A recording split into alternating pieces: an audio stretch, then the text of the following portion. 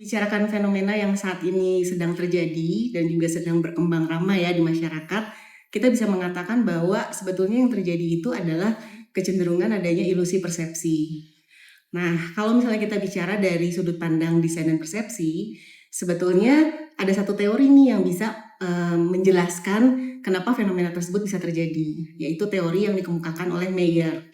Jadi Meyer mengatakan bahwa ada formula SOBA, SOBA, Stimulus Organism Behavior Accomplishment, yang menjelaskan kenapa sih bisa ada satu kesalahan persepsi ketika seseorang menangkap sebuah stimuli.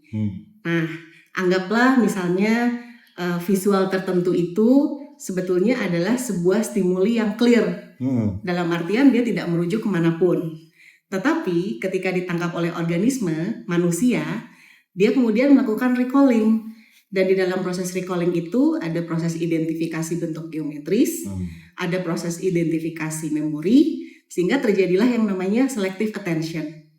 Nah, atensi selektif ini dibangun oleh konteks-konteks tertentu. Salah satunya informasi yang beredar atau yang dia terima yang kemudian menjadi kerangka pengalaman dan kerangka referensi milik dia pribadi. Nah, setelah itu si manusia nih yang kemudian menangkap stimuli, dia melakukan sebuah kecenderungan bersikap di dalam behavior ini. Nah, di tahap behavior ini ada kecenderungan bersikap, dia menentukan sebuah tafsir, accomplishment, berdasarkan konteks yang sudah dibangun di dalam dirinya, di mana itu dipengaruhi sebenarnya dari informasi di luar.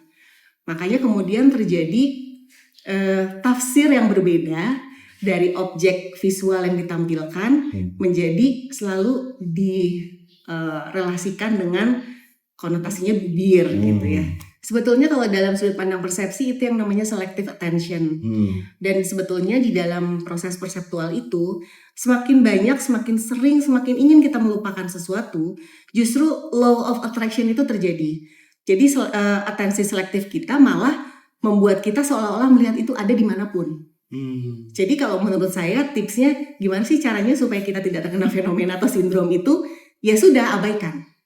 Karena di dalam desain dan persepsi, juga di dalam psikologi persepsi, memutus yang memberatkan, menghilangkan yang tidak penting, itu adalah salah satu cara juga agar kita tetap waras.